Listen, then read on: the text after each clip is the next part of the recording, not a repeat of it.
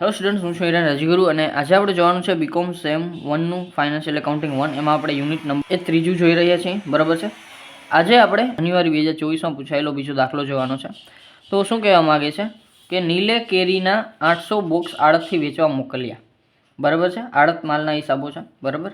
તો દરેક બોક્સ કેરીના 100 નંગ ધરાવે છે. દરેક બોક્સની પડતર કિંમત 900 હતી. જેનીલે નૂર, ભાડું, વીમો વગેરેના બોક્સ દીઠ ₹100 ચૂકવ્યા હતા.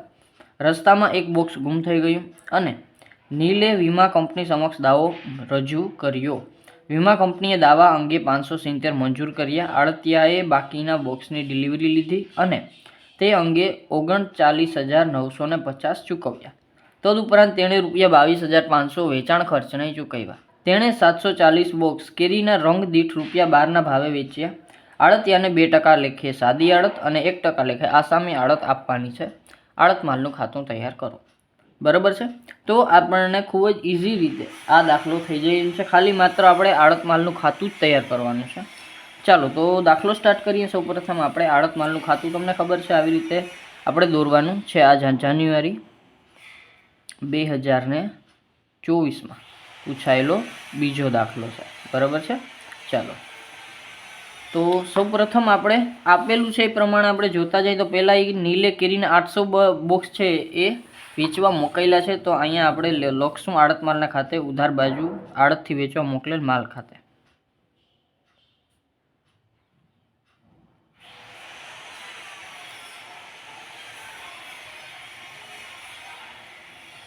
કેટલા છે તો કે 800 બોક્સ છે અને કેટલા નંગ છે તો કે દરેક બોક્સમાં 100 નંગ છે અને દરેક બોક્સની પડતર કિંમત 900 છે, બરાબર. તો 800 બોક્સ 900 રૂપિયા લેખે એક બોક્સ.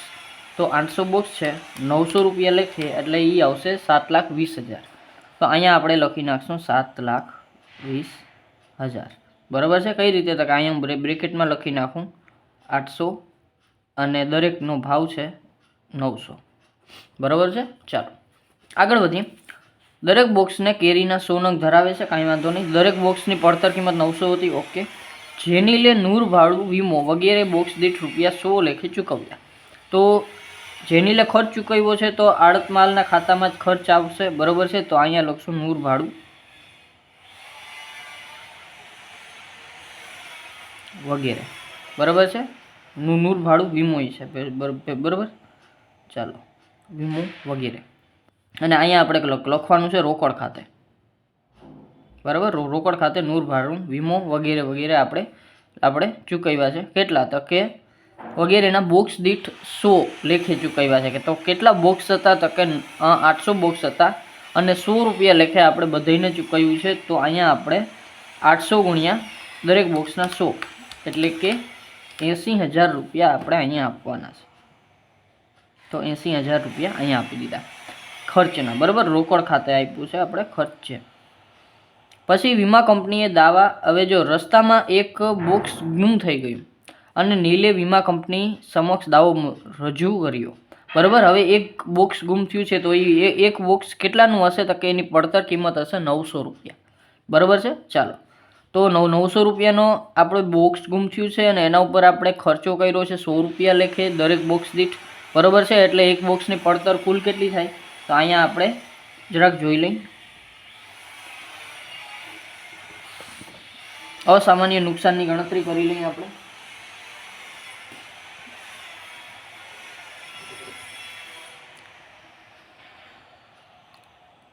અસામાન્ય નુકસાનની ગણતરી કેટલી થાય તો કે સૌ પ્રથમ તો આપણે જે બોક્સ ખોવાણું તો કે એક બોક્સની પડતર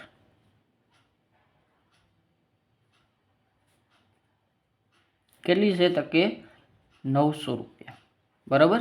અને પ્લસ બોક્સ દીઠ ખર્ચ કેટલો છે તો કે 100 રૂપિયા. તો કુલ પડતર કેટલી થાય 1000 રૂપિયા, બરાબર. કુલ પડતર કેટલી થાય બોક્સની 1000 રૂપિયા. હવે એમાંથી એને શું કીધું છે કે વીમા કંપનીએ દાવા અંગે 570 મંજૂર કર્યા, બરાબર. તો અહીંયા આપણે વીમા કંપની દાવાનો મંજૂર કેટલા થયા તો કે 570, બરાબર છે. તો 570 આપણે મંજૂર કર્યા અને માઇનસ કરશું તો આપણને મળશે આપણને આપણું અસામાન્ય નુકસાન કેટલું મળશે. 1000માંથી 570 આપણે માઇનસ કરીએ એટલે 430 આપણું અસામાન્ય નુકસાન વધે, બરાબર. આ આવી ગયું આપણું અસામાન્ય નુકસાન. ચાલો તો આ અસામાન્ય નુકસાનની આપણે નોંધ કરી લઈ, બરાબર છે.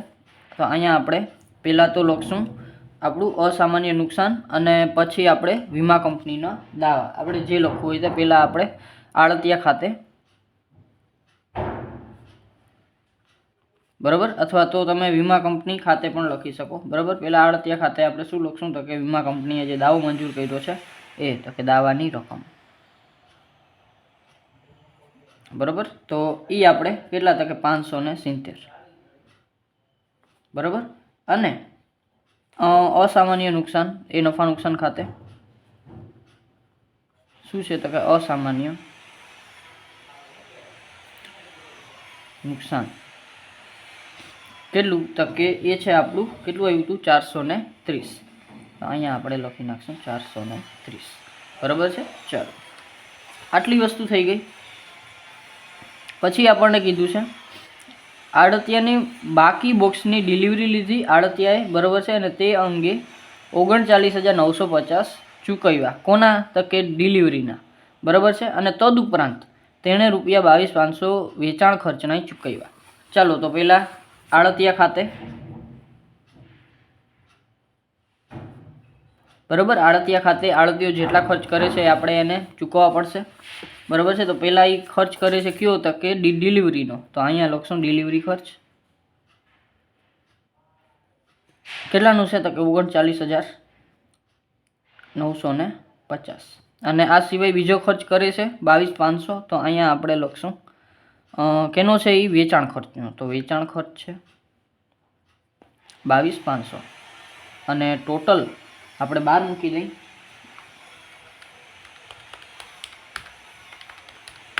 એટલે 62,450 ટોટલ આપણો આડતિયો છે એ ખર્ચ કરે છે. આ સિવાય હવે એને જો બીજું કર્યું છે 740 બોક્સ કેરીના રંગ દીઠ નહીં પણ અહીંયા છે એ નંગ દીઠ છે, બરાબર. એટલે કે નંગ દીઠ એની 12ના ભાવે વેચ્યા. ચાલો તો હવે અહીંયા આપણે વેચાણ, બરાબર, આડતિયા ખાતે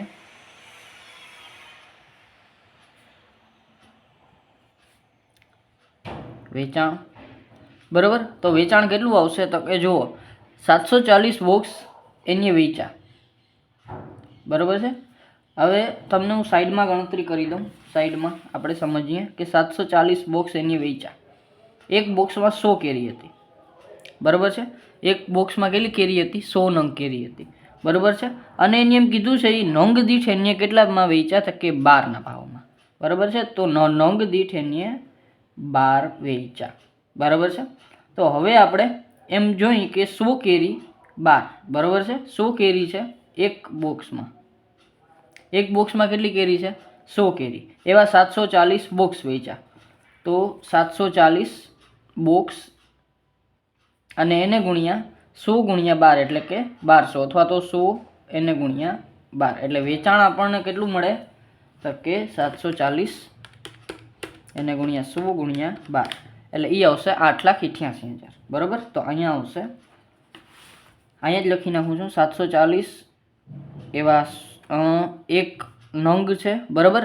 એ 740 બોક્સ છે એમાં 100 નંગ કેરી છે અને દરેક બોક્સમાં 100 નંગ કેરી છે અને 12 રૂપિયા એનો ભાવ છે, બરાબર. એટલે ટોટલ થશે 8,88,000, બરાબર. 8,88,000 શું થઈ જાય આપણી કેરીનું વેચાણ, બરાબર છે. ચાલો રૂપિયામાં હવે વેચાણનું કામ થઈ ગયું. હવે આપણે આડતિયાને 2% લેખે સાદી આડત અને 1% લેખે આસામી આડત આપવાની છે. ચાલો તો આડતિયાને તો એ તો આપણે વેચાણની ટકાવારી ડાયરેક્ટ કાઢી લઈ, બરાબર. એનું કંઈ અલગથી ગણતરી દેવાની જરૂર નથી. તો અહીંયા આપણે લખશું આડતિયા ખાતે જે છે એ સાદી આડત કેની તો કે આપણા વેચાણની કેટલા ટકા તો કે સાદી આડત આપવાની છે આપણે 2%, બરાબર છે. તો 8,88,000 એને ગુણ્યા 2%, 17,760. અને આસામી આડત આપવાની છે તો એ છે આપણે 1%, બરાબર છે. એ આપણને 1% કીધું છે. તો 8,88,000 એને ગુણ્યા 1%, આ 8,880. તો ટોટલ આપણે આડતિયાને દેવા પડશે 17,760. તો 26,640 આપણા બહાર આવી જશે ટોટલ, જે આપણે આડતિયાને આડત ચૂકવવાની છે. હવે આગળ વધીએ. હવે આપણે બધી વસ્તુ થઈ ગઈ, માત્ર આડતમાલનું ખાતું તૈયાર કરો એમ કીધું છે. તો હવે આપણે એક આખર સ્ટોકની ગણતરી બાકી છે. તો ચાલો આખર સ્ટોકની ગણતરી કરી લઈ. તો અહીંયા હું લખું છું, સામેની સાઈડ આવેલો જાઉં છું, બરાબર, બહુ વધારે ગળદી નથી કરવી. આખર સ્ટોકની ગણતરી, બરાબર છે. તો આખર સ્ટોકની ગણતરીમાં આપણે સૌપ્રથમ કેટલા નંગ કેટલા બોક્સ હતા તો કે 800 બોક્સ હતા જે આપણે આડતથી વેચવા મૂકેલા હતા, બરાબર છે. પછી એમાંથી જે છે એ કેટલા હતા કે 900 બોક્સની પડતર હતી. 100 બોક્સ ચૂકવ્યા હતા, 100 રૂપિયા, એ તો બરાબર છે. રસ્તામાં એક બોક્સ ગુમ થઈ ગયું. તો અહીંયા આપણે મોકલેલ 800, ગુમ થયેલ એક બોક્સ, બરાબર છે. એટલે બોક્સ વધ્યા કેટલા, 800માંથી 1 જાય એટલે 790. હવે એમાંથી આપણે જે છે આડતિયાએ કેટલા બોક્સ વેચ્યા છે તો કે 740 બોક્સ વેચ્યા છે. સોરી, 790 નહીં પણ 799, બરાબર છે. ચાલો, પછી એમાંથી 740 બોક્સ છે એ વેચ્યા છે. તો એમાંથી આપણે વેચાણ આ એ બાદ કરશું, કેટલા છે 740. 799માં 740 માઇનસ થાય તો 59 વધશે. અને 59 છે એ આપણે આખરના બોક્સની સંખ્યા છે, બરાબર છે. આખરના બોક્સ છે આપણા 59, 59. તો 59 આપણા બોક્સ છે. એમાં શરૂઆતમાં આપણે એમાં કેટલા એડ કર્યા હતા તો કે 800 બોક્સ હતા અને દરેકની પડતર હતી 900 રૂપિયા. તો 900 રૂપિયા એની પડતર હતી, બરાબર છે. તો પહેલાં આપણે પડતર, બરાબર છે. તો પડતર હતી 59,900, 53,100 પ્લસ એના ઉપર જે ખર્ચ કર્યો હતો, બરાબર છે. 59 ઉપર 100 રૂપિયા લેખે, બરાબર છે. કોણીએ તો કે આપણા માલધણીએ. 59 ગુણ્યા 100 તો એ આવશે 5,900. હવે આ સિવાય હજી આપણે આડતિયાએ કંઈક ખર્ચ કર્યો હતો. આડતિયાએ શું ખર્ચ કર્યો હતો તો કે આડતિયાએ 2 ખર્ચ કર્યા હતા. એમાંથી એક છે એ ડિલિવરી લીધી એનો ખર્ચ કર્યો હતો અને એક છે એ વેચાણ ખર્ચ કર્યો હતો. હવે જે આખર સ્ટોક છે એમાં વેચાણ ખર્ચ આપણે લાગુ પડશે નહીં, પણ આપણે છે એ ડિલિવરી લીધી એનો ખર્ચ આપણે એડ કરવો પડશે, બરાબર છે. તો ડિલિવરી ખર્ચ,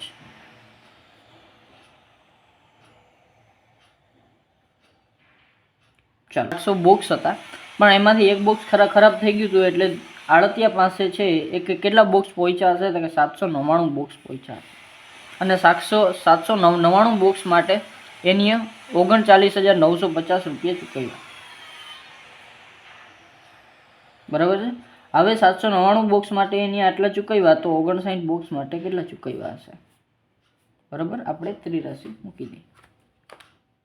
59 ગુણ્યા 39,950 એને ભાગ્યા 799 તો એ આવશે 2,950.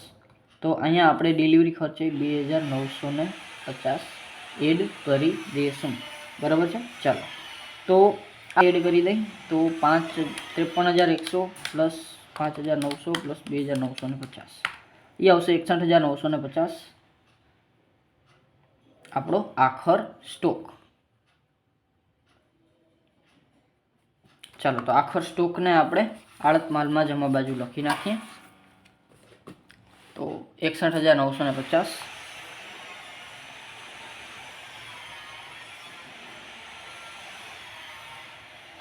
આખર સ્ટોક ખાતે 61,950 બરાબર છે. હવે આપણે જરાક આડત માલ ખાતું બંધ કરી અને આપણે છે એ શું આવે છે આપણો આન્સર એ જોઈ લઈ. બરાબર છે. તો આ બાજુ જ વધારે આવશે કારણ કે 8,80,000 આ બાજુ દેખાય છે 88,000. તો 5,570 430 8,88,000 પ્લસ 61,950 તો એ આવશે 9,50,950. તો અહીંયા લખી નાખીએ 950 અને આમાંથી આપણે બાદ કરી નાખીએ 7,20,000 પ્લસ 80,000 પ્લસ 62,450 પ્લસ 24,640 એ 8,89,000. ચાલો તો 8,89,090 માઇનસ કરી 9,50,950 એટલે 61,860 આપણો આવશે નફો. બરાબર છે. અને એને આપણે સામાન્ય નફા નુકસાન ખાતે લઈ જશું. તો અહીં લખશું આપણે સામાન્ય નફા નુકસાન ખાતે નફો 61,860.